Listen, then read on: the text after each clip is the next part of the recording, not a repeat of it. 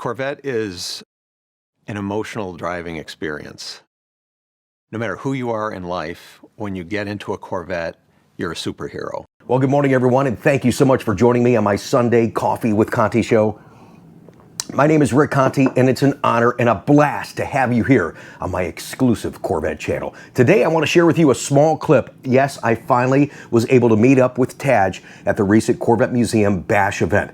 I was able to talk with him and get him on camera for just a bit. It was such a tough event.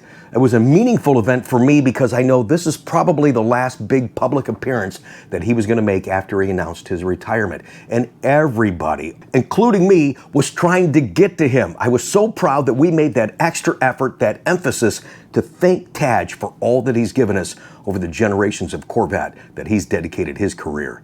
And in case you missed it, what I said recently, you know, when Tadge comes to those Corvette events, it really is an honor and it's such a pleasure to have the accessibility to a guy like that at that level. And when he's at these shows, he's not trying to hide from you guys. He genuinely loves talking with you. This past event, though, I think was a bit overwhelming, but he deserves every moment. I got to tell you a couple of things. You guys know I made a big deal. I want to get a picture with Tadge. I want to get a picture of Tadge by my car. I accomplished half of that. While I'm trying to chase Tadge down at one point, and I've got it on camera, I'm not going to share it with you because a couple of guys that were with him kind of were like, yeah, they were doing all they could to tell me to beat it because they were trying to get him into a seminar that he was late for. And many of you would come up to me when I was over at the Paragon booth. They go, "Hey, Rick, did you get your picture with Tadge yet?" And I go, "No, I didn't." They go, "Well, I did. Look at it." I'm like, "Okay, get away from me." It's like, "Oh, hey, look at the autograph I got." I'm like, "Okay, beat it." But here's what I did. When I finally, you'll see a little bit of this, when I finally did talk to him, I got an autograph. Here's two mistakes I made at the Bash event. So I get his autograph, and I'm carrying this blue bag around, all right, for my Thanks Tadge Hat contest. I'm walking around, you guys are coming up, and it was so funny. It took me forever to come up with the word caliper. You know, I had a couple of different words. I'm like, no, you can't have it words and phrases. You need one word, kind of relative to Corvette, but caliper, you know what I mean? And people are, "Hey, Rick, how's it going?" Caliper. And it's just so funny. I had so much fun. So I'm overwhelmed too, and I'm passing out hats and I'm passing out shirts. And I get inside the museum and I'm talking to some folks. I said, "Hey, look at," and I'm like, "No, wait a minute, look at," and I start freaking out and I start throwing stuff and hang on a second. I'm like having a fit. What I didn't tell you guys this yet.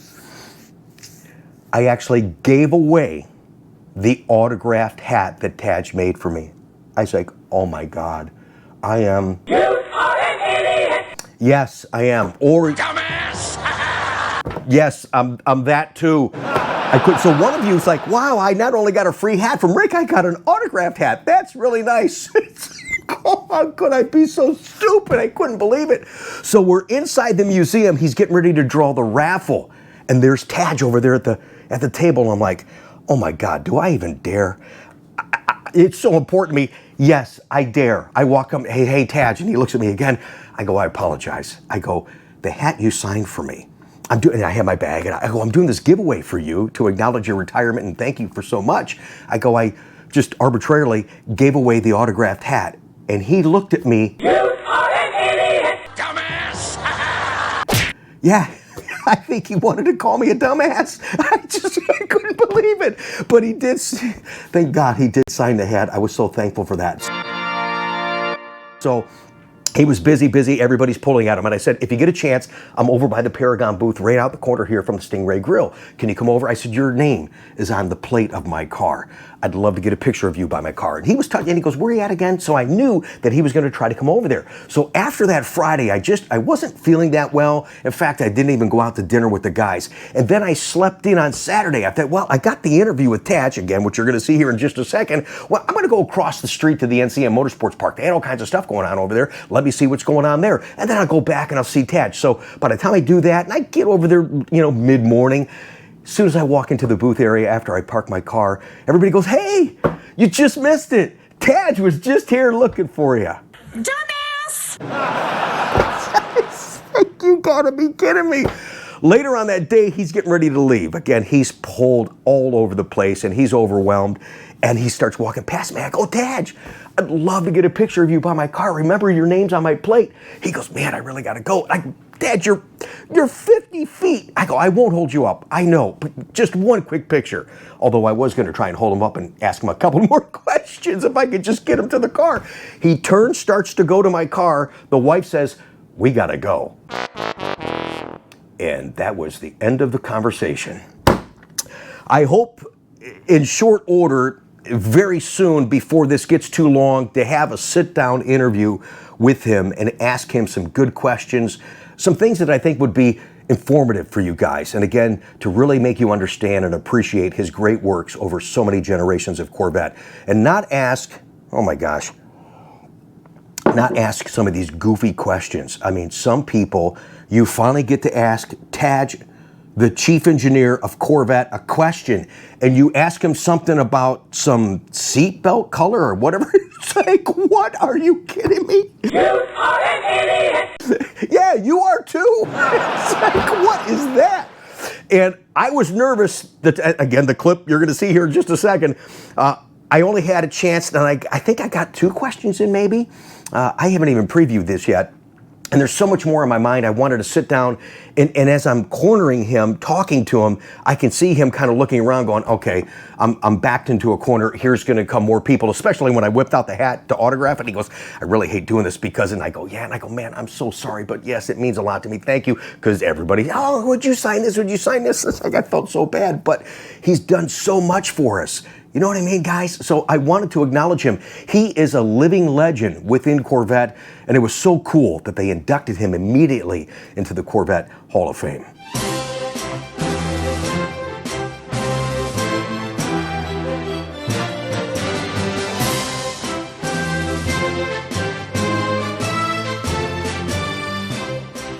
Okay, guys, our feature clip on today's Coffee with Conti. First, I want to thank so many of you that actually did go up to Tadge. Hey, did you see Rick Conti? He wants to get a picture with you. Hey, did you see these hats? Rick made these hats for you. So he goes, okay, I'll find Rick Conti. So here's a brief moment, and I'm so glad that he took the time to talk with us. Here's Tadge at the Bash event. Thank you. All right, guys, believe it or not, I've got Tadge here. He's been pulled at all day long. Thanks for taking a minute with us. Congratulations on retirement. Congratulations on a great career. 2 quick questions. How much was Zora an impact on your influence for your career? Well, I met Zora, but just very briefly. We had Zora in when Dave Hill and I were doing the C5, and Dave was super excited to have Zora in. I knew of Zora, but I had never met the man. I never worked anywhere in his orbit or anything. Right. He was retired, you know, basically before I was on the scene, and I can remember the reverence that Dave Hill had for him. It was like we were having the president or somebody bigger than the president, maybe the Pope was coming in to show what we were doing in C5, and I can remember Zora nodding, looking at what we were doing. He said, "Engine's still in the front," and so that made an impression on me because we were doing this all new Corvette. Everybody's like super excited about it. It was going to be this totally new concept with the hydroform rails and everything, and like we're going to change the face of the car. I mean, we're going to do a lot of things differently and upgrade the car to a modern standard. And still, Zora's attitude was, if we could do better. Right. And so that made an impression, but it wasn't until much later that I understood what he was thinking about, because in the 60s, they had very high horsepower cars before all the emissions regs came in. And so he already understood the advantage of getting the power to the ground and the advantages of the mid-engine architecture. And he was watching premium race series all go mid-engine. There weren't serious race cars with the engine still in the front. So he lived that reality in his time, and then we had emissions and everything else. Yep. And it just, once you're not power limited, a 50-50 weight balance, a momentum car on a track is actually a pretty good thing. But once the high horsepower started coming back again, the CR1, the 6th generation, and then in the 7th generation, we couldn't get the power to the ground. There was only one answer. It's put more weight in the back. And so it's far more complicated than that, but that's kind of a thumbnail. So I remember the story that Jim Perkins told when Zora came into his office, and he's like, Jim, you need to build mid-engine. And Jim told him no. That's during C4 era. And then Zora got upset, and he goes, screw it. He goes, I'll build the son of a bitch myself. I mean, he was just so passionate to make mid-engine. And I know when you talked about this many years ago here at the Bash, when you guys were doing the acknowledgement of the C8 in New York, you had, it blew me away he had to ask this. You had to ask to put the Zora head stickers on the car in downtown New York. And you did it anyways, and I knew that you had an allegiance to him at that point. We wanted to nod to Zora. Obviously, Zora didn't have anything to do with the car that sits here today. Right, no, exactly but right. Conceptually, he understood the need to get there eventually, and it took a long time, many, many decades to actually get there. And there's a lot of, he faced even tougher internal pushback in the company. I know he did. Than we did, but ours was also very tough sell. I know. We had a successful business. Bowling Green was running strong. A lot of people who aren't like hardcore don't really get it. What's the difference between engine front and the back? Why would we do that? We've got a known formula. Let's stick with the formula. And so actually for a long time, we were going to build the C7 and C8 at the same time, because there's a lot of people thought, well, we're probably only going to get like 12, 15, 20,000 customers for a mid-engine car, and we can still sell the old car alongside of it. So we were actually, that was our plan for a long time. Right. And then once people started to see and drive this car, it's like, forget about it. Love it. Let's rip those tools out, optimize the whole plan for the C8. That's what we did. I'm impressed. I mean, I told you I've been doing this a long time. My first ever Corvette was a 21 mid-engine, and I love it because I've been a part of this since '95. And it's just neat to see how the car's progressed and how it has gotten better. Better handling, better performance, comfort, technology, everything. You and the team have done great. Last question, I know you got to go. I thank you so much for everything. Over the years of developing, we see the success of things that you've brought to market. Can you shed any light on some things that you or the team have turned down, ideas or concepts of things that you said, no, wait, I don't want to put that on the car. I don't want to do that. Anything that kind of comes to mind? We try to push back on the nannies, they call them, technology that takes you out of the driving experience. Okay. And so there's cars that have more kind of autonomous, like safety kind of equipment, right? But it insulates you from the driving. The car's going to do the driving, and you're just sort of a passenger, right? We've tried to be lean. We have some of that, but we've tried to be lean on some of that content because we don't want to take the driving away. I mean, it's the whole point of this car. Right. People ask, are you going to ever have autonomous? Like, what's that? I think it was actually here. It's like, where somebody why? asked that question. I know, they always do. It's and silly. Somebody else said, having a Corvette drive itself, that's like having a self-kissing girlfriend. Right, it's like, you're missing it, man. Who asked that question? It's like, no, please don't do that. Yeah, it's like, don't do that. Oh my gosh, no. Oh my gosh. Did you get a car for yourself for retirement? Yes, I did. I bought a convertible Stingray. What color? It's Elkhart Lake blue. Okay. I've always been a blue guy. I love the blue, tension blue, navy interior.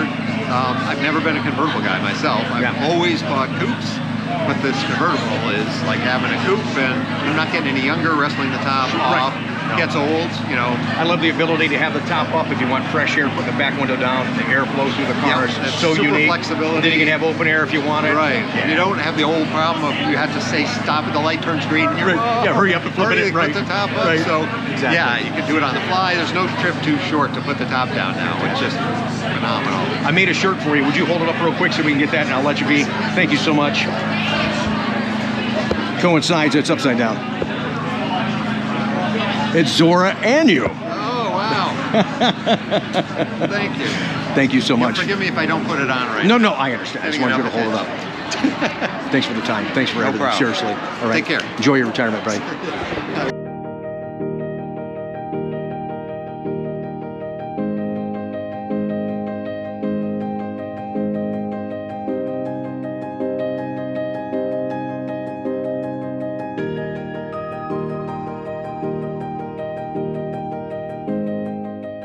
So there you go. Yes, I got my brief conversation and so proud to share that with you guys, and I'm so thankful that Tadge gave us the time to do so. I do hope in the future to have a more structured interview that we can share with you guys. I'll keep you up to date on that. But when it comes to Tadge, I could sit and listen to him talk all day long. I love his knowledge, his passion, and his wit and his humor. He has just been amazing for us for so many generations of Corvette. He and his team have set us up for success. And I think we are, as he said before, in great hands. I close today's show with only 2 words. That's right. Thanks, Tadge.